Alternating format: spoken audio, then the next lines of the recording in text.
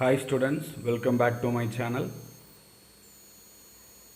In this video, we will see about 9th Social Science, Civics Lesson 1, Forms of Government and Democracy, Book back 1 marks and answers பார்க்க போறோம். First Roman, choose the correct answer. A system of government in which one person reigns supreme, usually a king or queen, is called dash. என்ன கேட்குறாங்க அப்படின்னா, ஒரு system of government இருக்குது, ஒரு அரசாங்கம் இருக்குது. அந்த அரசாங்கத்தினுடைய தலைவர் வந்து யாருன்னா ஒன் பர்சன் தான் வந்து சுப்ரீமாக ஒர்க் பண்ணுறாரு.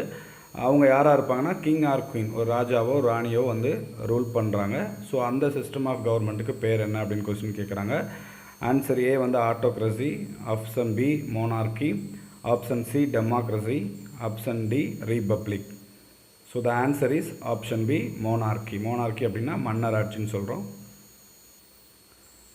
எ system of government with absolute power. So எந்த சிஸ்டம் ஆஃப் கவர்மெண்ட்டில் ஒரே ஒருத்தருக்கு மட்டும் பவர், ஆப்சல்யூட் பவர் அப்படின்னா ஒரே ஒருத்தருக்கான அதிகாரம், அவருக்கே வந்து எல்லா அதிகாரமும் அவர் கையில் இருக்கும். ஸோ அந்த மாதிரி சிஸ்டம் ஆஃப் கவர்மெண்ட்டுடைய நேம் என்ன அப்படிங்கிறது question. Option A aristocracy, option B theocracy, option C democracy, option D autocracy. So the answer is option D autocracy. சர்வதிகாரம் அப்படின்னு சொல்லுவோம். ஒன் பர்சன் கீழே தான் ஃபுல் அதிகாரமும் வந்து இருக்குது. That is system of government with absolute power is called as autocracy. Third question, former Soviet Union is an example for. Former Soviet Union அப்படிங்கிறது Russia வந்து எந்த மாதிரி சிஸ்டம் ஆஃப் கவர்மெண்ட்டுக்கு example? Aristocracy, theocracy, oligarchy, republic. So the answer is oligarchy. அப்படின்னா the group of people ruling the country. So அதான் வந்து ரஷ்யாவுக்கு example. Option 4, select the odd one. India, USA, France, Vatican. So the answer is option D Vatican. ஏன்னா வாட்டிக்கனில் வந்து தியோக்ராசி வந்து follow பண்ணுறாங்க. அதாவது மத ரீதியாக ஒரு மதத்தினுடைய தலைவர் வந்து ரூல் பண்ணிகிட்ருக்காரு. இந்தியா, USA, ஃப்ரான்ஸ்லாம் அந்த மாதிரி கிடையாது. அதில் எல்லாம் டெமோக்ரஸி ஃபாலோ பண்ணுறாங்க. வாட்டிக்கனில் தான் தியோக்ரஸி ஃபாலோ பண்ணுறாங்க. So the answer is Vatican. Abraham Lincoln was the president of the days. Abraham Lincoln அப்படிங்கிறவர் யாருன்னா டெமோக்ரஸியோட டெஃபினிஷன் கொடுத்தவர் இல்லையா. Democracy is the government of people, for the people and by the people. மக்களாட்சி அப்படிங்கிறது மக்களுக்கான அரசாங்கம், மக்களால் தேர்ந்தெடுக்கப்பட வேண்டிய அரசாங்கம் அப்படின்னு சொல்லி டெமோக்ரஸிக்கு ஒரு நல்ல டெஃபினிஷன் கொடுத்தவர் தான் ஆப்ரஹாம் லிங்கன். அவர் வந்து பிரசிடென்ட் ஆஃப் டேஸ், எந்த நாட்டினுடைய பிரசிடெண்ட்டாக இருந்தார்?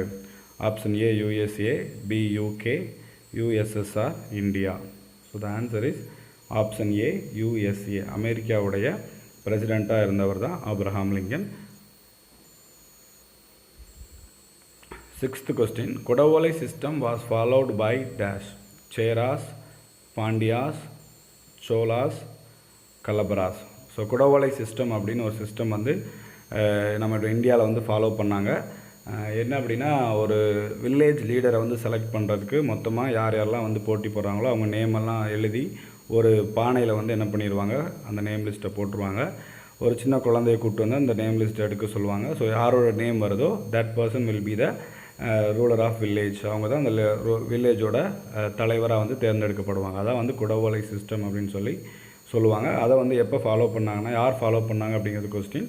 சோலாஸ், நம்மளுடைய நாட்டை ரூல் பண்ண சோழ மன்னர்கள் காலத்திலே வந்து இந்த குடவோலை சிஸ்டம் வந்து ஃபாலோ பண்ணப்பட்டது. ஸோ அதை ஃபாலோ பண்ணி தான் நம்ம டெமோக்ரஸி வந்து நம்ம இப்போ ஃபாலோ பண்ணிகிட்ருக்கோம். So குடவோலை system was followed by Cholas.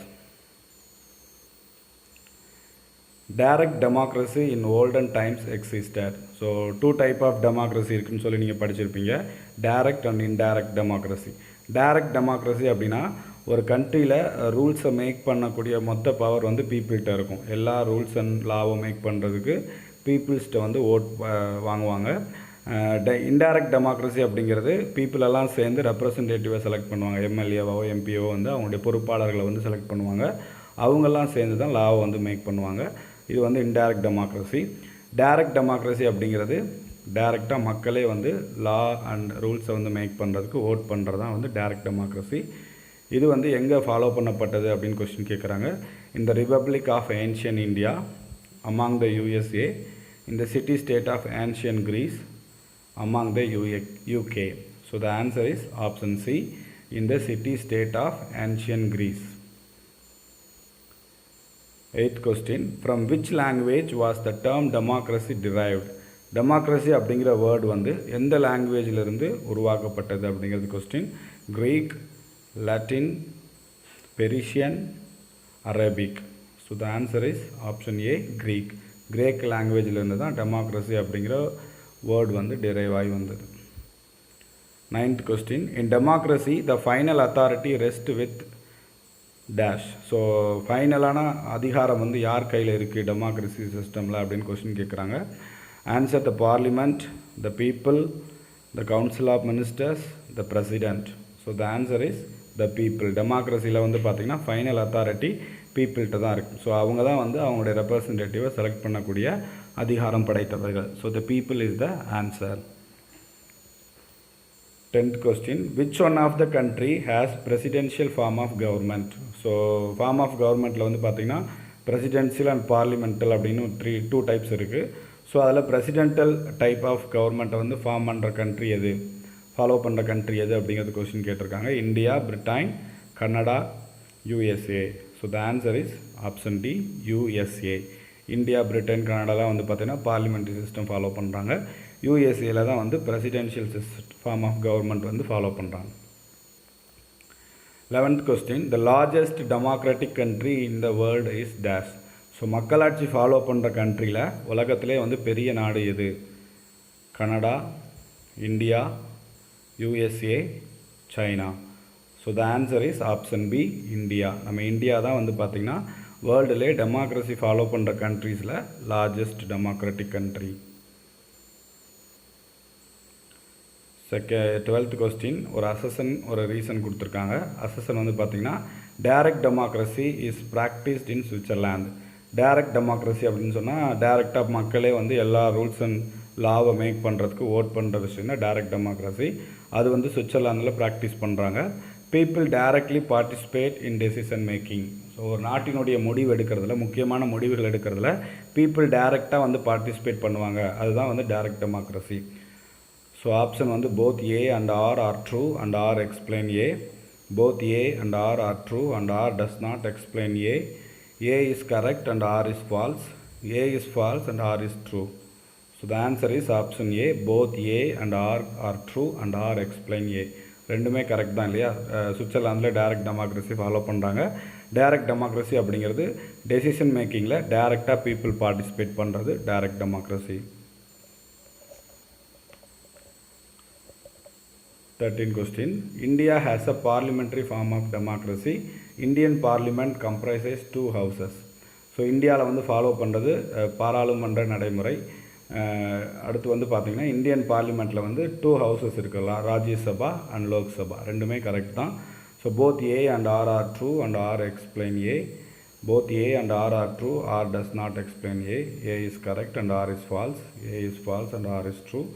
Answer is option A. Both A and R are true and R explains A. 14th question, the meaning of Francis is dash. Right to elect, right to vote for the poor, right to vote, right to vote for the rich. So meaning of franchise universal adult ஃப்ரான்ஸ்ன்னு சொல்லி பார்த்துருப்போம். வயது வந்தோருக்கான உரிமை. 18 வயசை complete பண்ண எல்லாருக்குமே என்ன உரிமை வருது அப்படின்னா ரைட் டு ஓட், ஓட்டு போகிறதுக்கான உரிமை வந்து இருக்குது. So the answer is option C, right to vote. Next question, the grant of universal franchise creates. So இந்த அடல்ட் யூனிவர்சல் ஃப்ரான்சி வந்து எதை உருவாக்குது? வயது வந்தோருக்கான உரிமைன்னு சொல்லி பார்த்தோம் இல்லையா, ஓட்டு போடுறதுக்கான உரிமை. அது வந்து எதை உருவாக்குது அப்படின்னு கொஸ்டின் கேட்குறாங்க. Social equality, economic equality, political equality, legal equality. So social equality அப்படிங்கிறது சமூகத்தில் இருக்கக்கூடிய சமநிலை. எக்கனாமிக்னா பொருளாதார ரீதியாக வந்து இருக்கக்கூடிய சமநிலை. பொலிட்டிக்கல் ஈக்குவாலிட்டி அப்படின்னா அரசியல் சமநிலை. லீகல் ஈக்குவாலிட்டினா சட்ட சமநிலை. ஸோ இந்த யூனிவர்சல் அடல்ட் ஃப்ரான்ஸு வயது வந்தோருக்கான உரிமை, ஓட்டு போடுறதுக்கான உரிமை, அதே மாதிரி 25 ஏஜை வந்து அச்சீவ் பண்ண யாருனாலும் எம்எல்ஏ எலெக்ஷனில் நிற்கலாம் அப்படிங்கிற ஒரு உரிமை வந்து பார்த்திங்கன்னா எதை உருவாக்குது அப்படின்னா பொலிட்டிக்கல் ஈக்குவாலிட்டி, அரசியல் சமநிலையை வந்து உருவாக்குது. ஸோ எந்த ஒரு டிஸ்கிரிமினேஷன், எந்த ஒரு வேறுபாடும் இல்லாமல் 18 வயசை கம்ப்ளீட் பண்ண யாராக இருந்தாலும் இந்தியன் சிட்டிசனாக இருந்தால் they have right to vote. So this is create political equality. Next, Prime Minister of India is appointed by Lok Sabha, Rajya Sabha, Speaker, President. So Prime Minister of India வந்து appoint பண்ணுறது யார் அப்படிங்கிறது question. So answer is president. நம்முடைய குடியரசுத் தலைவர் தான் நம்முடைய பிரதமரை வந்து அப்பாயிண்ட் பண்ணக்கூடிய வேலையை பார்ப்பார். The President of India can nominate. So President of India வந்து பார்த்திங்கன்னா ராஜ்யசபாவில் ஒரு சில மெம்பர்ஸை வந்து நாமினேட் பண்ணுவார். ஸோ யார் அப்படிங்கிறது ஆப்ஷன் கொடுத்துருக்காங்க. 12 members to the Lok Sabha, 2 members of Rajya Sabha, 12 members of Rajya Sabha, 14 members of Rajya Sabha. So the answer is 12 members to Rajya Sabha. So Rajya Sabha people வந்து பார்த்திங்கன்னா இன்டைரக்டாக செலக்ட் பண்ணுவாங்க. அதில் வந்து 12 பேரை பிரசிடெண்ட் வந்து நாமினேட் பண்ணுவார். அவங்க வந்து பார்த்திங்கன்னா லிட்ரேச்சரில், ஆர்ட்டில், ஓகே, சோசியல் சர்வீஸில் வந்து ரொம்ப ஃபேமஸாக இருக்கக்கூடிய ஒரு பர்சனை வந்து 12 பேரை செலக்ட் பண்ணி ராஜ்யசபா மெம்பராக வந்து பிரசிடெண்ட் நாமினேட் பண்ணுறார்.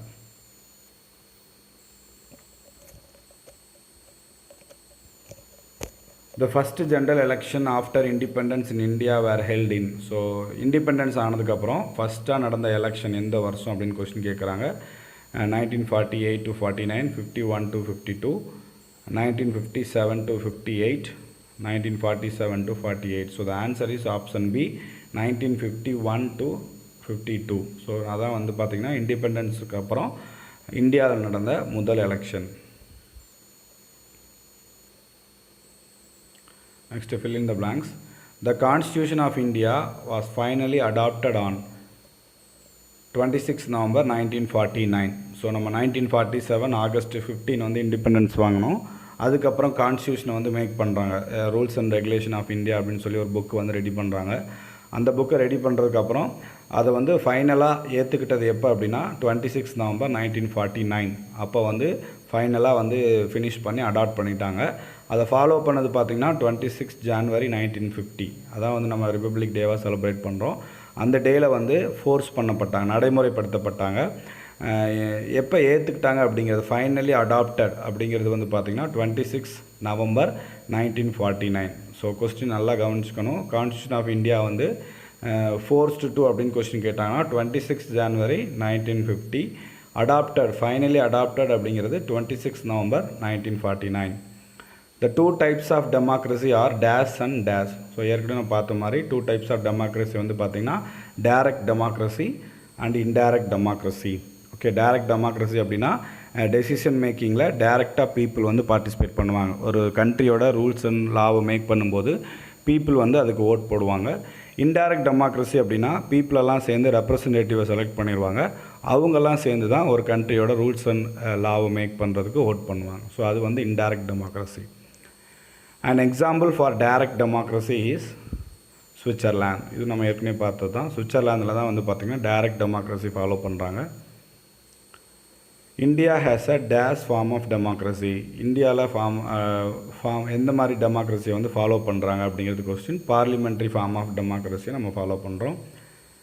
Dash was the first prime minister of independent India after the independence. சுதந்திரம் வாங்கினதுக்கப்புறம் இந்தியாவோட ஃபஸ்ட்டு பிரைம் மினிஸ்டர் யார்? Jawaharlal Nehru. The first general election were held in British India in the year dash. So பிரிட்டிஷ்காரங்க நம்மளை rule பண்ணுற டைம்லேயே election வந்து நடத்த ஆரம்பித்தாங்க. ஸோ அந்த பிரிட்டிஷ்காரங்க நம்ம ரூல் பண்ண டைமில் நடந்த ஃபஸ்ட்டு எலெக்ஷன் எப்போ நடந்தது அப்படின்னா 1920, 1920 வந்து பார்த்திங்கன்னா பிரிட்டிஷ்காரங்களுடைய நம்மளை ரூல் பண்ணுற டைமில் எலெக்ஷன் நடந்திருக்கு. The Parliament House in India was designed by dash and dash. So நம்முடைய பாராளுமன்ற கட்டிடம் இருக்கும் இல்லையா, நியூஸில் நீங்கள் பார்த்துருப்பீங்க. ஸோ அந்த பார்லிமெண்ட்டை வந்து டிசைன் பண்ணது யார் அப்படிங்கிறது கொஸ்டின் கேட்டிருக்காங்க. Edwin Lutyens and Herbert Baker. So British architect, இவங்க பிரிட்டிஷ் நாட்டை சேர்ந்த கட்டிடக்கலை வல்லுநர்கள். இவங்க தான் வந்து என்ன பண்ணியிருக்காங்கன்னா இப்போ நம்ம யூஸ் பண்ணிகிட்ருக்க அந்த பார்லிமெண்ட்டை டிசைன் பண்ணியிருக்காங்க. Edwin Lutyens and Herbert Baker. So next match the following. Match the ஃபாலோயிங்கில் வந்து பார்த்திங்கன்னா first autocracy, right to vote, Chanakya, theocracy, இந்த பக்கம் 18 Arthashastra, Vatican, North Korea. So autocracy அப்படிங்கிறது நார்த் கொரியா இல்லையா. அங்கே வந்து ஒரு சர்வ அதிகாரம் வந்து ஃபாலோ பண்ணிகிட்ருக்காங்க. ஒரே ஒரு பர்சனுக்கு தான் வந்து அதிகாரம் இருக்குது. அதனால் ஆட்டோக்ரஸி அப்படிங்கிறது North Korea. Right to vote அப்படிங்கிறது 18 ஏஜை வந்து அச்சீவ் பண்ண எல்லாருமே ஓட்டு போடுறதுக்கான உரிமை இருக்குது இல்லையா. So right to vote is 18. Chanakya அப்படிங்கிறது அர்த்தசாஸ்திரா. ஸோ சாணக்கியா அப்படிங்கிறவர் எழுதின புக்கு பேர் தான் அர்த்தசாஸ்திரா. அதில் வந்து பார்த்திங்கன்னா டெமோக்ரஸி பற்றி, இந்த குடவோலை சிஸ்டத்தை பற்றி ஒரு சில விஷயங்கள்லாம் வந்து எழுதியிருக்கிறாங்க. ஸோ சாணக்கியா எழுதின அர்த்தசாஸ்திரா. தியோக்ரஸி அப்படிங்கிறது வாட்டிக்கன் சிட்டி. வாட்டிக்கன் சிட்டியில் வந்து பார்த்திங்கன்னா ரோமன் கேத்தலிக்கை சேர்ந்த போப் ஆண்டவர் தான் வந்து அங்கே ரூலராக இருக்கிறாரு. ஸோ அங்கே வந்து பார்த்திங்கன்னா ஒரு மத ரீதியான ஒரு லீடர் வந்து ரூல் பண்ணுறாரு. ஸோ தியோக்ரஸி அப்படிங்கிறது தான் அந்த type of government. It is followed in Vatican city. Okay students, thank you for வாட்சிங் திஸ் வீடியோ பிடிச்சிருந்தால் லைக் பண்ணுங்கள், கமெண்ட் பண்ணுங்கள், ஷேர் பண்ணுங்கள். மறக்காமல் சப்ஸ்கிரைப் பண்ணிடுங்க. பக்கத்தில் இருக்க பெல் ஐக்கானை ப்ரெஸ் பண்ணிடுங்க. தேங்க்யூ.